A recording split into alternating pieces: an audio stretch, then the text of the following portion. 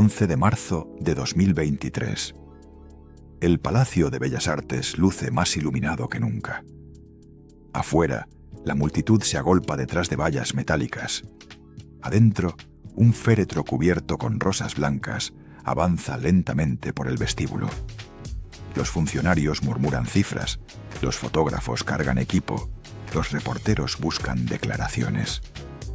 Pero en la primera fila, 3 personas permanecen de pie sin decir una palabra.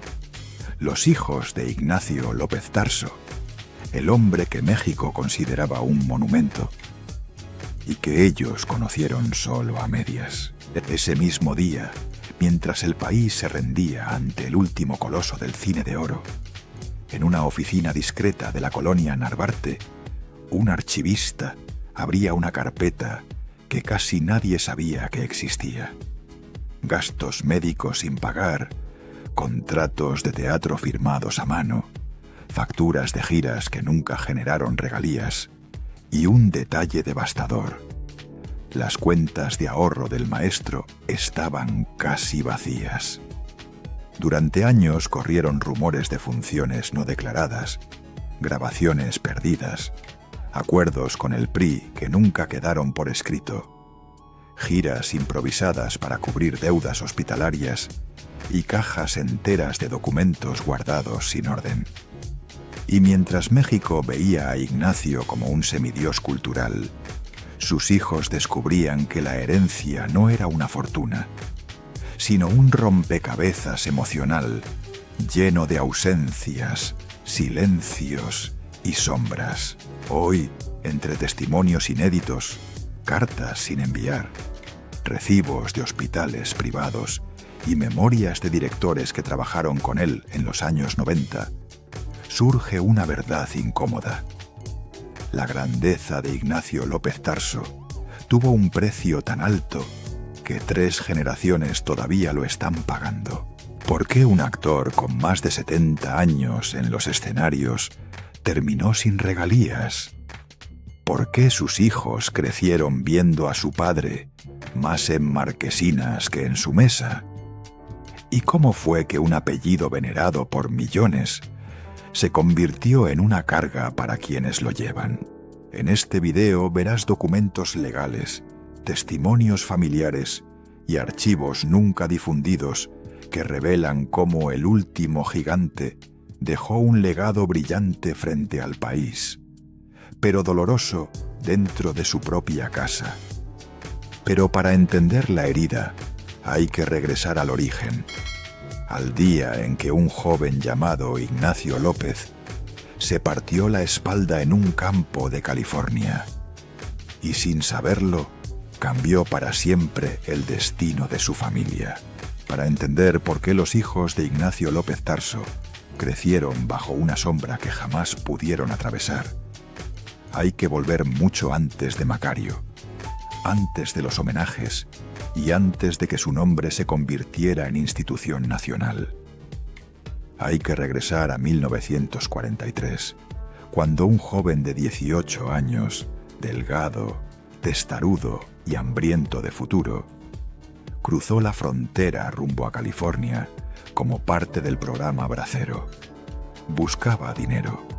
Encontró una tragedia. Un mediodía en un campo de naranjos en Fresno, López Tarso cayó desde lo alto de un árbol.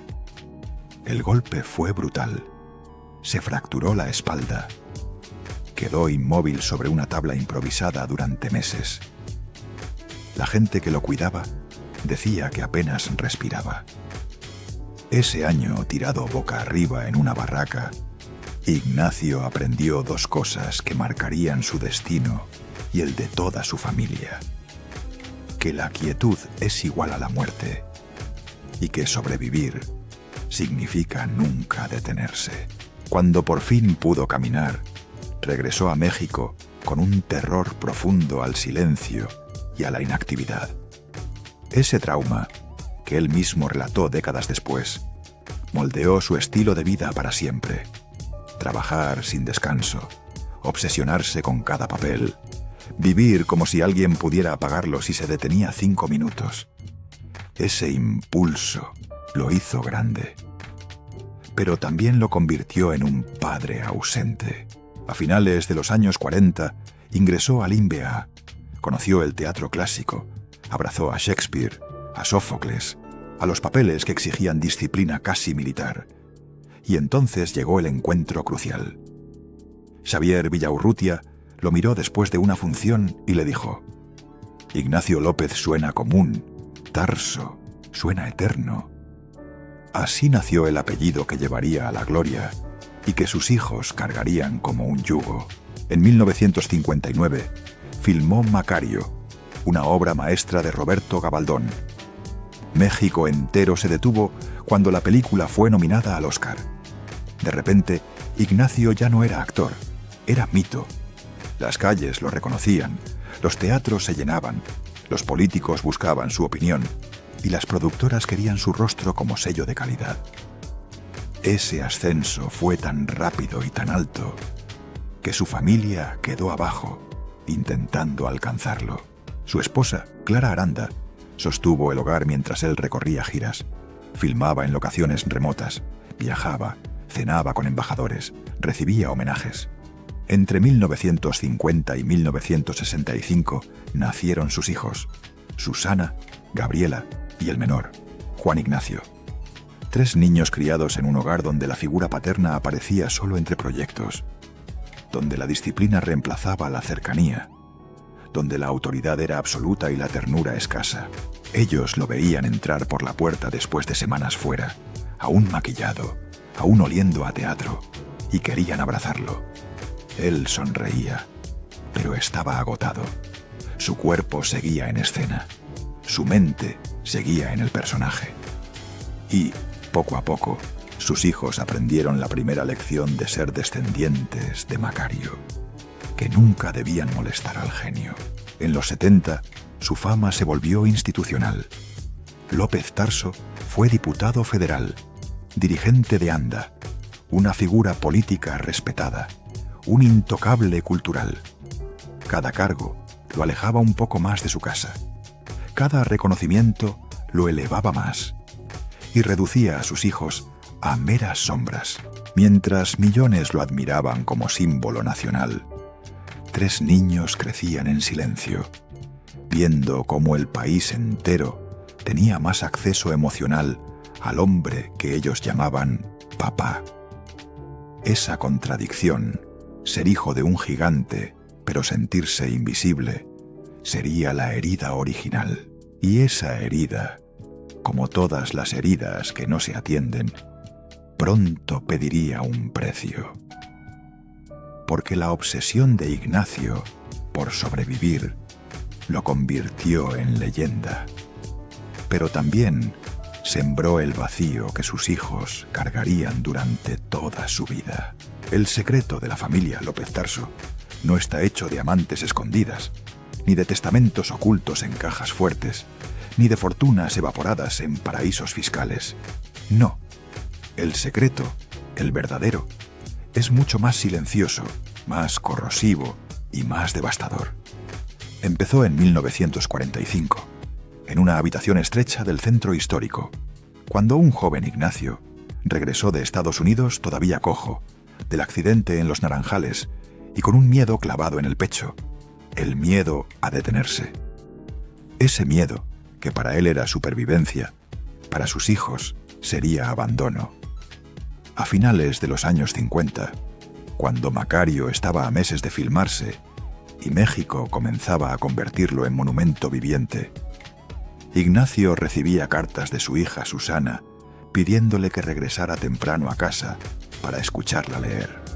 No volvía. Gabriela esperaba noches enteras para contarle que había ganado un concurso escolar. Él no la vio. Juan Ignacio guardaba dibujos en una caja para mostrárselos cuando papá tenga tiempo.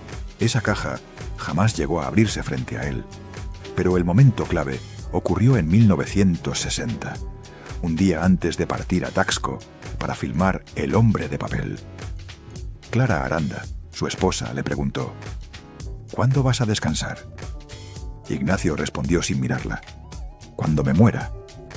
No sabía que esa frase se convertiría en una profecía sobre su estilo de paternidad.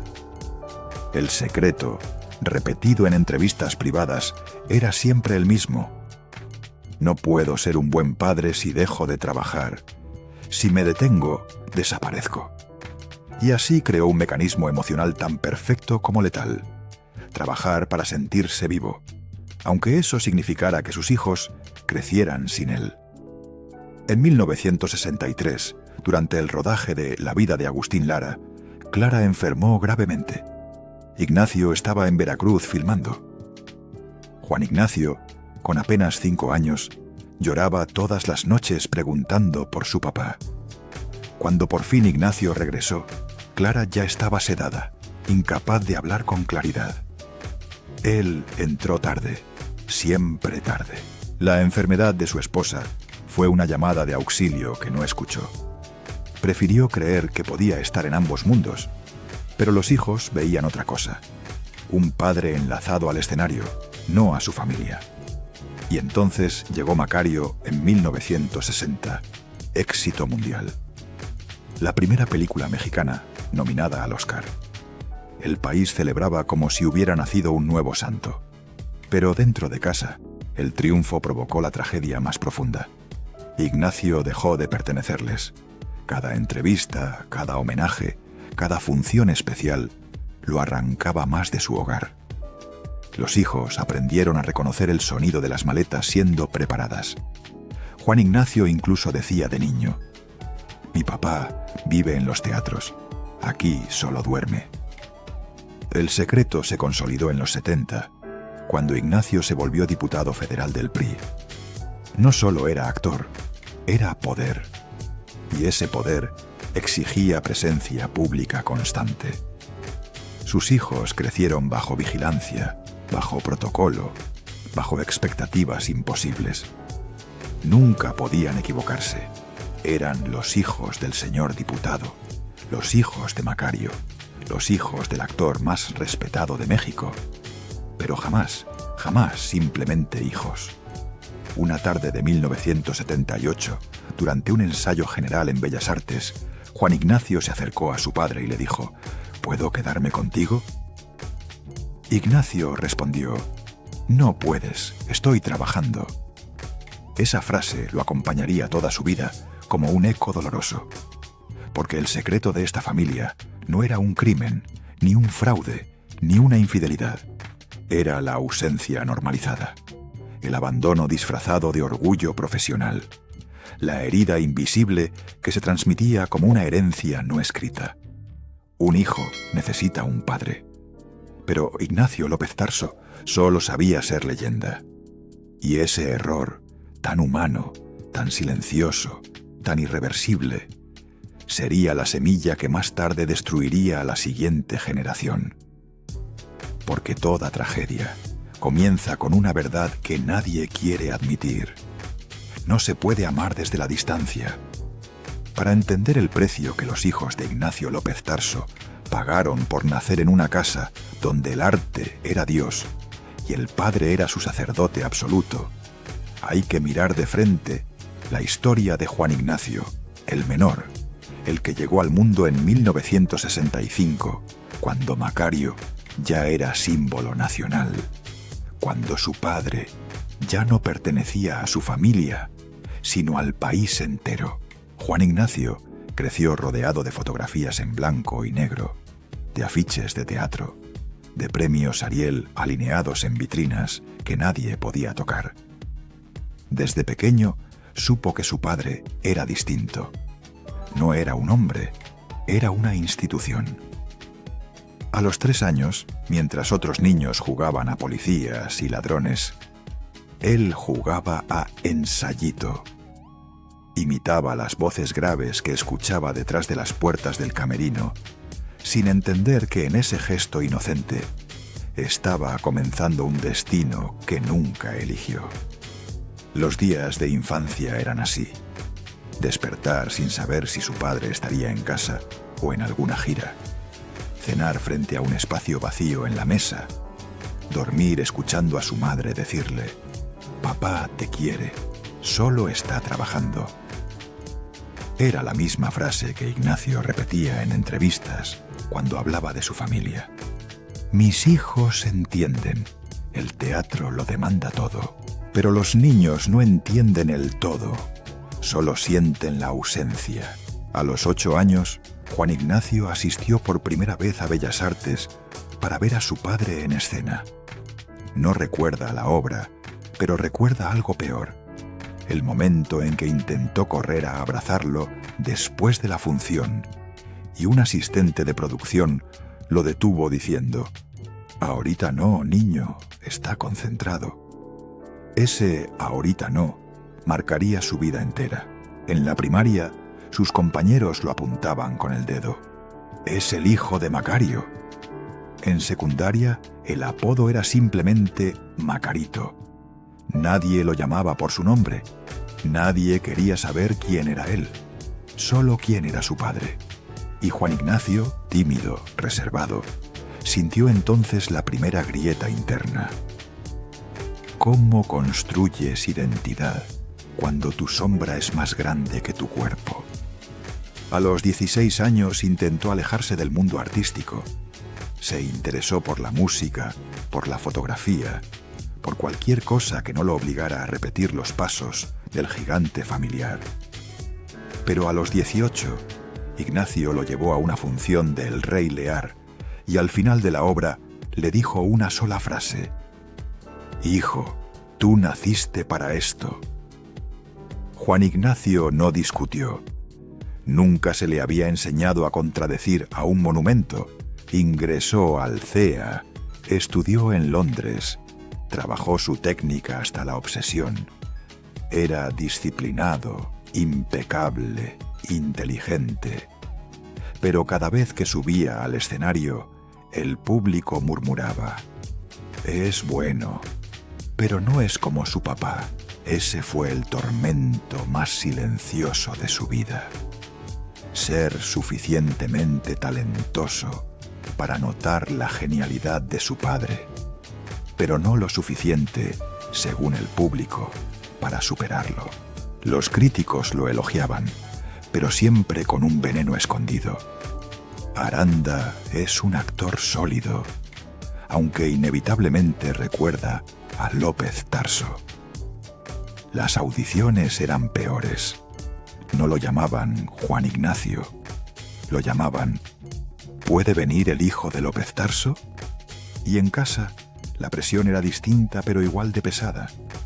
Ignacio, ya anciano, exigía perfección, presencia, obediencia. Juan Ignacio dejó de ser hijo y se convirtió en enfermero, chofer, representante, asistente, compañía obligatoria en entrevistas. El país veía a un hombre fuerte, a un pilar cultural. Juan Ignacio veía a su padre envejeciendo, mientras él mismo se desdibujaba día con día. Cuando en 2000 murió su madre, Clara Aranda, Juan Ignacio entendió su destino: quedarse como guardián del gigante, cuidarlo, acompañarlo, sostenerlo. No como actor, sino como hijo atrapado en un deber moral irrompible. Durante los últimos 15 años de vida de Ignacio López Tarso, Juan Ignacio renunció silenciosamente a su propia carrera. Susana y Gabriela ya tenían sus vidas. Él no. Él era el elegido, el que siempre estuvo, el único que podía manejar al maestro. Pero ¿quién lo manejaba a él? Nadie. Los hijos de las leyendas, cuando no son coronados, se convierten en sirvientes del legado.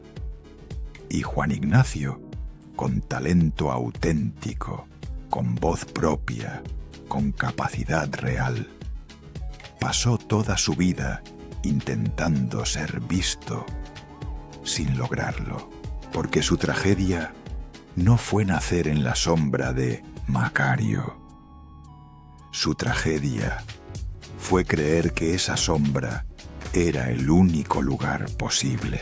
Cuando Ignacio López Tarso murió el 11 de marzo de 2023, México lloró a su último gigante. Pero en la casa familiar de Tlalpan, donde aún quedaban los vestigios de una vida construida sobre aplausos y sacrificios, comenzó un silencio espeso, incómodo, casi incómodo. Era el silencio que siempre aparece antes de una guerra. No una guerra de gritos, sino una guerra fría, donde cada gesto, cada papel, cada recuerdo podía convertirse en arma. La gente cree que cuando un actor de la talla de López Tarso muere, deja millones, que por cada transmisión de Macario, por cada reestreno en televisión abierta, por cada función teatral, la familia recibe montañas de dinero. La realidad es otra, mucho más cruel. El cine mexicano de mediados del siglo XX no tenía regalías vitalicias. Las películas se pagaban una vez, a precio fijo, y nada más. Así que cuando sus hijos, Juan Ignacio, Susana y Gabriela, se sentaron por primera vez frente al contador que manejó las finanzas del maestro durante más de 20 años, la verdad cayó como un balde de agua helada. La fortuna era menor de lo que todos imaginaban. Había una casa antigua en Tlalpan, una propiedad en Cuernavaca que llevaba años sin mantenimiento, y un archivo teatral de valor cultural incalculable, pero de valor económico incierto. Y sobre todo, había deudas médicas. Miles de pesos gastados en tratamientos, hospitales, cuidados intensivos, terapias de rehabilitación y enfermeros privados. Ignacio vivió hasta los 98 años. Y vivir tanto cuesta. La conversación fue incómoda, muy incómoda. No entiendo, dijo Gabriela mientras leía los números. ¿Dónde está el dinero de las giras? El contador bajó la mirada. Se fue en gastos, en producción, en staff, en montaje, en hospitales. Ignacio nunca pensó en ahorrar. Pensaba en crear, en trabajar, en moverse para no morir. Pero la verdadera grieta no fue financiera, fue emocional. Desde hacía años existía una disputa silenciosa entre los hermanos. ¿Quién debía custodiar el legado artístico de Ignacio López Tarso? Juan Ignacio, que lo acompañó en cada gira. Susana, que manejó asuntos administrativos. Gabriela, que siempre permaneció más distante, pero exigía equidad. El detonante ocurrió una semana después del funeral. La Secretaría de Cultura propuso una exposición permanente con objetos personales de Tarso. Medallas, guiones anotados, fotografías inéditas, el bastón que usó en el avaro. Parecía un homenaje hermoso, hasta que alguien preguntó: ¿quién firma el permiso legal? La habitación se congeló. Juan Ignacio, agotado por años cuidando a su padre, dijo con voz firme: «Lo firmo yo». Susana replicó al instante: «No puedes decidir solo». Gabriela, desde la esquina, añadió: «Papá no te dejó encargado de nada». Era la primera vez que lo decían en voz alta. La primera vez que aceptaban que, en vida, Ignacio había sido un padre distante y un administrador aún peor. Nunca dejó un plan claro. Nunca decidió quién heredaría su nombre, porque en el fondo, quizá, creía que él nunca iba a morir. Los abogados hablaron de derecho moral, propiedad intelectual, control de imagen. Palabras frías para describir algo profundamente caliente. La necesidad de los hijos de sentir que, al menos ahora, podían poseer una parte del hombre que nunca lograron conocer del todo. Juan Ignacio lloró en silencio esa noche. No por el dinero, no por la casa, no por las fotos. Lloró porque, por primera vez, entendió que su papel como guardián no había terminado con la muerte de su padre. Apenas comenzaba. tenía que defender su nombre, incluso de su propia familia. Y mientras afuera miles seguían viendo Macario como una obra maestra, dentro de esa casa, los hijos intentaban reconstruir un legado que, como su padre, siempre fue demasiado grande, demasiado complejo y demasiado doloroso para pertenecer a una sola persona. La herencia del maestro no era dinero, era un espejo roto que cada uno tenía que aprender a sostener sin cortarse. La historia de Ignacio López Tarso podría haber terminado en su muerte, en los aplausos, en los homenajes, en el Palacio de Bellas Artes repleto de flores blancas. Pero las tragedias verdaderas nunca terminan con el protagonista. Siguen respirando en los hijos, se esconden en los nietos, vuelven a surgir disfrazadas décadas después. Eso es lo que ocurrió con la tercera generación de esta familia. El ciclo que nadie quiso ver se repitió, porque mientras el país celebraba al último titán del cine de oro, sus nietos crecían entre dos mundos: el esplendor público del apellido López Tarso y la soledad privada que ese apellido había provocado desde los años 50. Y en uno de esos nietos, Antonio Sánchez, hijo de Gabriela, la grieta familiar encontró una salida inesperada. Antonio nació en los 80, cuando Ignacio ya tenía la voz de un emperador y la presencia de una estatua viva. Pero dentro de la casa, las cosas eran muy distintas. Aunque no hubo violencia, ni adicciones, ni escándalos dignos de tabloide, había algo igual de destructivo: expectativas imposibles. Ser nieto de López Tarso no era un orgullo, era una carga. Un papel asignado antes de aprender a escribir su nombre. Desde los 5 años, todos esperaban que Antonio heredara la vena artística de la familia. La presión era clara, silenciosa, permanente. Los maestros decían: debe ser talentoso, viene de un linaje grande. Los vecinos repetían: ese niño será actor como su abuelo. Nadie le preguntó a Antonio si eso era lo que él quería. Nadie imaginó que, para él, la grandeza de su abuelo era un muro, no una aspiración. Cuando cumplió 9 años, Gabriela lo llevó por primera vez a ver una función de su abuelo en Bellas Artes. El público se levantó en ovación. Ignacio sonrió, saludó, improvisó una frase. Todos reían. Antonio no. En medio de los aplausos, se dio cuenta de algo devastador. Él nunca podría ser ese hombre, ni quería serlo. Ese descubrimiento sería el punto de quiebre de su vida. A los 12 años, mientras otros niños soñaban con ser futbolistas, bomberos o cantantes, Antonio tenía un solo sueño: huir, irse lejos, a un lugar donde su apellido no significara nada, donde pudiera ser él. La oportunidad llegó años después, cuando Estados Unidos abrió becas para músicos jóvenes. Antonio ya llevaba tiempo obsesionado con la batería.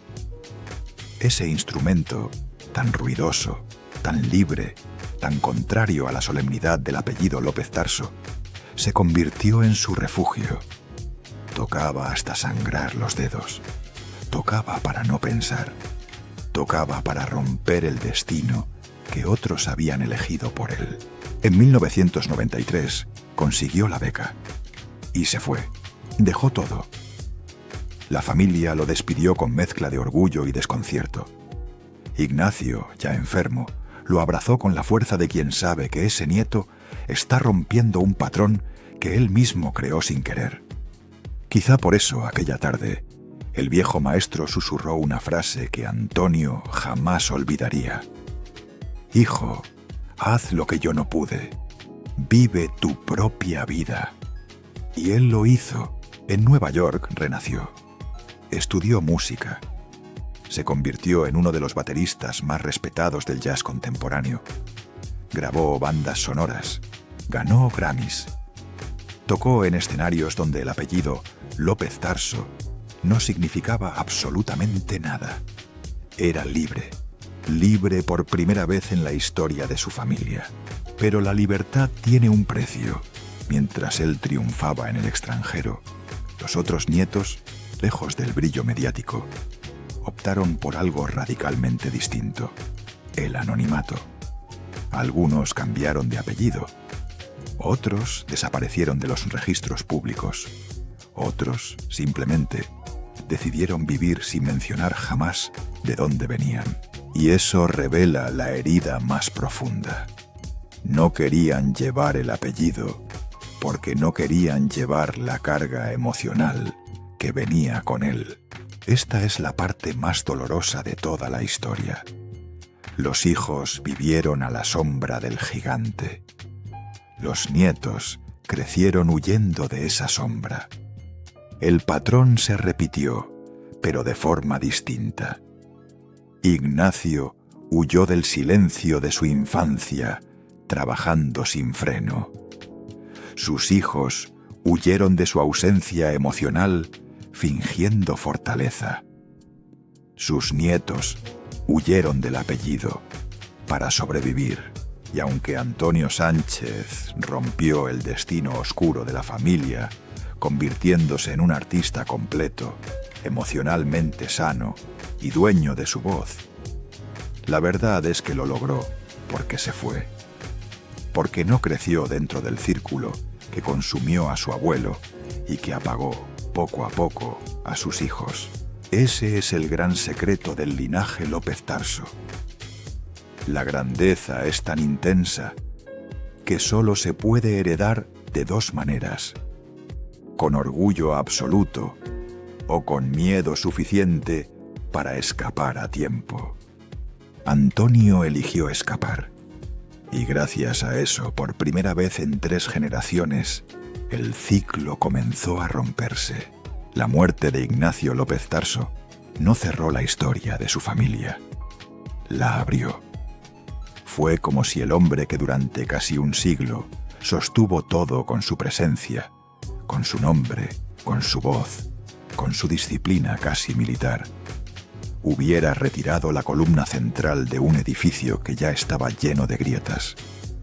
Y cuando esa columna cayó el 11 de marzo de 2023, la estructura emocional de sus hijos terminó de derrumbarse. Ninguno lo sintió con tanta fuerza como Juan Ignacio. Durante más de 20 años, él había sido el bastón invisible del maestro. Chofer, enfermero, secretario, compañero de entrevistas, guardaespaldas emocional, escudo contra periodistas, sombra fiel en cada función. Vivía orbitando a un sol que irradiaba tanta luz que lo cegaba. Cuando el sol se apagó, Juan Ignacio quedó de golpe en completa oscuridad. La mañana después del funeral en Bellas Artes, la casa de Tlalpan aún olía a flores marchitas. Habían retirado las coronas, apagado las veladoras, limpiado las alfombras, pero algo permanecía.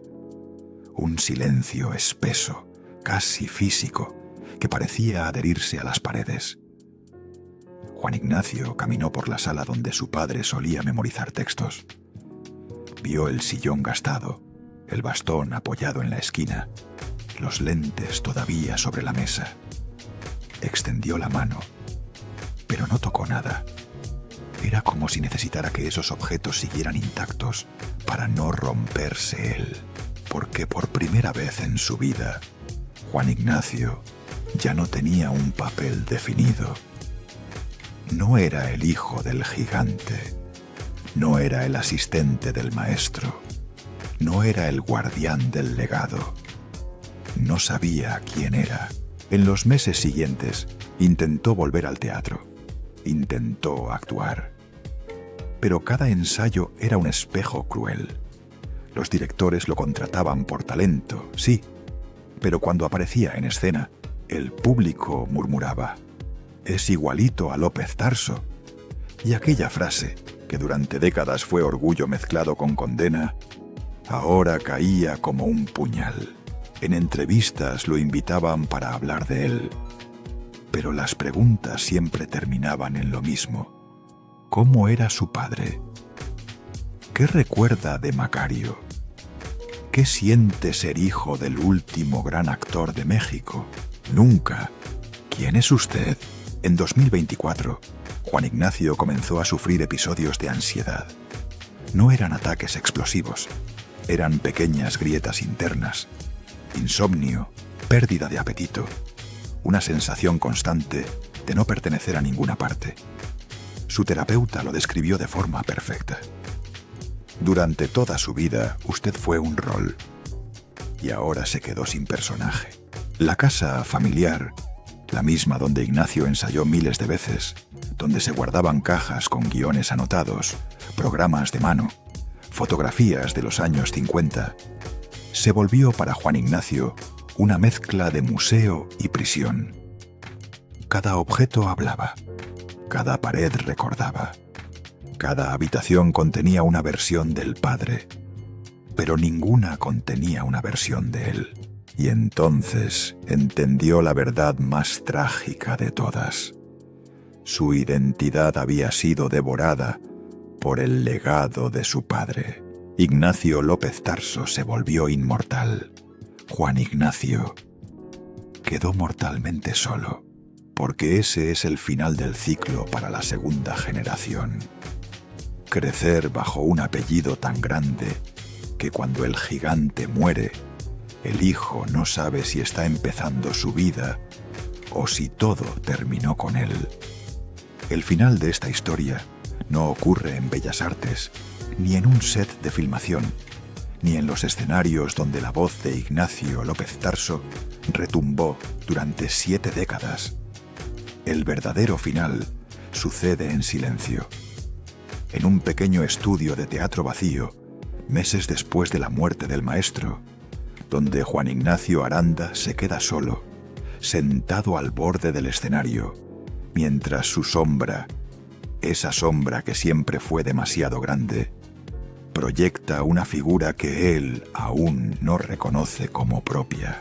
Ese día, sin cámaras, sin público, sin aplausos, respiró hondo por primera vez. Desde la muerte de su padre, Juan Ignacio vive un duelo complejo, casi contradictorio. Perdió al hombre a quien cuidó como a un hijo en los últimos años, pero también perdió al obstáculo que lo mantuvo siempre en segundo plano. Es una libertad que duele, una libertad que no pidió, una libertad que llegó tarde. Sin embargo, no todo quedó reducido a cenizas. Hoy, Juan Ignacio sigue trabajando, aunque su rostro refleja una fatiga emocional que no existía cuando su padre aún respiraba.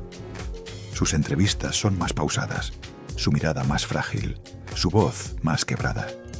Pero hay algo nuevo. No habla solo de Ignacio, también habla de sí mismo. Por primera vez en 6 décadas, está intentando responder a la pregunta que el público nunca se hizo. ¿Quién es Juan Ignacio Aranda sin López Tarso?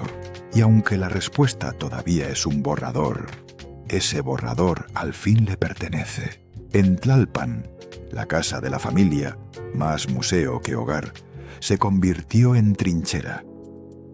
Allí, entre cajas con fotografías y guiones amarillentos, Juan Ignacio clasifica cuidadosamente los archivos de su padre.